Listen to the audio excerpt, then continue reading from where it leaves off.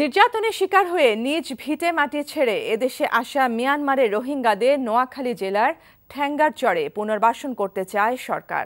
বর্তমানে প্রায় অনাবাসী এই চরকে পুনর্বাসন ও বাস উপযোগী করতে চলছে নানা চিন্তাভাবনা। চরটির অবস্থান ও পুনর্বাসন প্রস্তুতি এবং স্থানীয় বাসিন্দা, বন বিভাগ ও জেলা প্রশাসনের সঙ্গে কথা বলতে সম্প্রতি এনটিভি টিম ঘুরে আসে আলোচিত ঠ্যাঙ্গারচর। রোহিঙ্গাদের নির্দিষ্ট এই চরে স্থানান্তর ভাবনা ও চরের অবস্থান নিয়ে শফিক শাহিনের 2 পর্বের সরেজমিন ধারাবাহিকের আজ প্রথম পর্ব। ক্যামেরায় আয়নাল আহমেদ। নোয়াখালী জেলা শহর থেকে হাতিয়া যেতে সর্বশেষ যে স্থলভাগ তার নাম চেয়ারম্যান ঘাট। এই ঘাট থেকে নৌপথে হাতিয়ার নলচিরা ঘাটের দূরত্ব 20 কিলোমিটার। এনটিভি টিম আসলে ঘুরে দেখতে চায় এই হাতিয়ার মেঘনা ও বঙ্গোপসাগরের মোহনায় ঠ্যাঙ্গারচর নামে যে নতুন চর জেগে উঠেছে সেটি।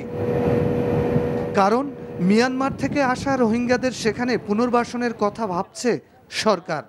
সেই চরটি আসলে কোথায় এবং কেমন, সেই লক্ষ্যে হাতিয়া পুলিশের সহযোগিতায় স্পিড বোটে যাত্রা শুরু ঠ্যাঙ্গারচরের উদ্দেশ্যে। চারদিকে থই থই জলরাশি, মাঝে মধ্যে 2-1টি মাছ ধরার ট্রলার। ঠ্যাঙ্গারচর আসলে কোন দিকে সে সম্পর্কে ধারণা নিতে কথা হয় জেলেদের সাথে।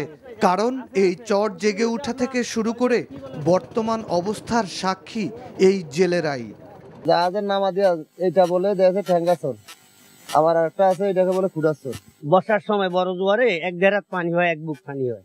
জেলেদের সাথে কথা বলার পর আরও এগিয়ে যেতেই নদী ও সাগরের মোহনায় যে ভূখণ্ডের দেখা মিলল সেটিই আসলে ঠ্যাঙ্গারচর নামে স্থানীয় জেলে ও স্পিডবোট চালকদের কাছে পরিচিত।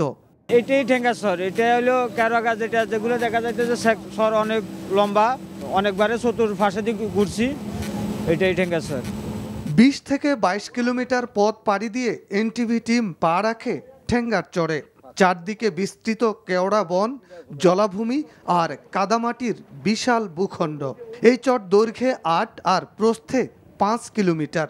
চরটি যাতে স্থায়ী হয় তার জন্য বন বিভাগ 2010 সাল থেকে এ পর্যন্ত 4800 একর জমিতে বনায়ন করেছে। ম্যানগ্রোভ প্লান্টেশন, যেটা ভূমির স্থায়িত্বের জন্য আমরা যেটা করি, সেটা সাধারণত আমাদের সাইকেল হচ্ছে 20 বছর।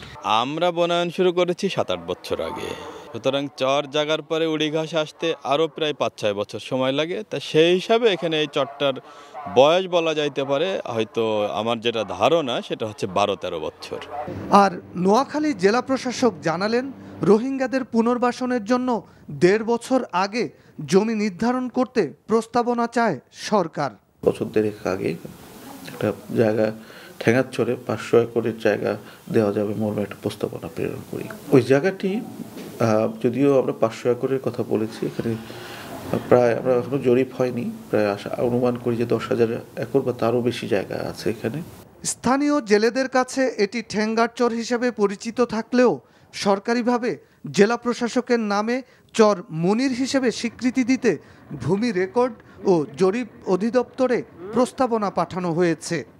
নিজ দেশে কতটা নির্যাতনের শিকার হলে পরে অন্য দেশে পালিয়ে আসতে বাধ্য হয় তার জ্বলন্ত উদাহরণ হলো মিয়ানমারের রোহিঙ্গারা। মানবিক দিক বিবেচনা করে সরকার তাদেরকে একটি নির্দিষ্ট স্থানে রাখতে চাচ্ছে, যাতে আমাদের সমাজে তারা কোনো অপরাধে জড়িয়ে পড়তে না পারে। তারই অংশ হিসাবে তাদেরকে যে জায়গাটিতে রাখা হবে, প্রাথমিকভাবে সেই জায়গাটিকে চিহ্নিত করা হয়েছে নোয়াখালীর হাতিয়ার এই ঠ্যাঙ্গারচরকে।